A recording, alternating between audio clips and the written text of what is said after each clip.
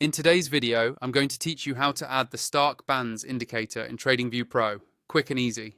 By the end of this walkthrough, you'll have STARC Bands fully set up on your charts and ready to use in your trading.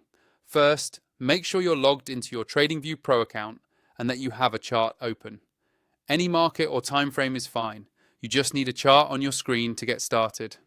On your chart, look towards the top of the screen for the Indicators button. This is usually labeled Indicators and sits near the toolbar where you change timeframes and chart types. Go ahead and click on that. This opens the full Indicators and Strategies window, which is where you can search for and add any built-in tools. Once that window is open, you'll see a search bar at the top. This is where you can quickly find specific indicators without scrolling through long lists. Click inside the search bar so your cursor is active and ready to type. Now start typing the name of the indicator. STARC Bands. Type it just like that and pause for a moment. TradingView will automatically filter the results as you type. In the list that appears below, look for the built-in STARC Bands indicator. When you see it, simply click on it once.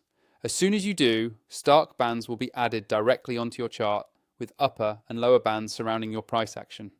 With the indicator now visible, the next step is to fine-tune it.